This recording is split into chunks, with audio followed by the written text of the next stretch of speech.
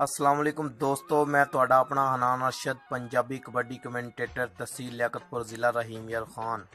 ਅੱਜ ਸਰੈਕੀ ਭਰਾਵਾਂ ਦੀ ਨਜ਼ਮ ਜ਼ਿਆਦਾ ਤੋਂ ਜ਼ਿਆਦਾ ਲਾਈਕ ਕਰੋਗੇ ਤੇ ਵੱਧ ਤੋਂ ਵੱਧ ਸ਼ੇਅਰ ਕਰੋਗੇ ਕਿ ਜੱਡਾਂ ਪੀਂਘਾਂ ਡਿਸਣ ਸ਼ੁਰੀਹਾਂ ਤੇ ਜੱਡਾਂ ਲਸੂੜੇ ਹੋਵਣ ਜੋਬੋਂ ਤੇ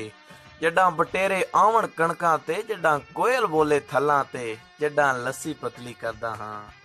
जड्डा लस्सी पतली करदा हाँ जड्डा पेशी अली चाह पीवा जड्डा देखा कह दे बालां दे तफरी थी वे जड्डा बालां दी गमखार पुराना याद आंदे हाय एक यार पुराना याद आंदे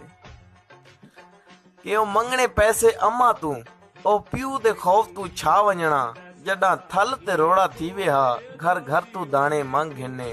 बेखौफ निमाशे समदा हम बल्ले नाल उठीवना याद वदे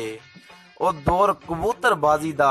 ओ थल ते कौडी जुम्मे दी एतबार पुराना याद आंदे एक यार पुराना याद आंदे कि ओ बुलबुल बिलवावणी सोटी ते दुध पीने ताज़ियां धारां दे ओ बाडी खेडनी दीगर तू एक गेम है डिट्टी डन्ने दी हे याद कहानी डाडे दी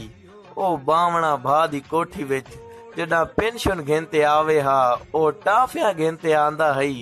सरदार पुराना याद आंदे एक यार पुराना याद आंदे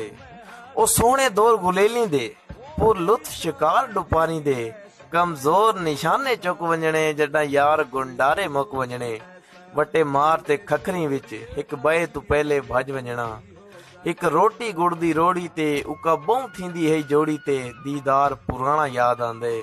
एक यार पुराना याद आंदे कि ओ सोने दौर बचपन दे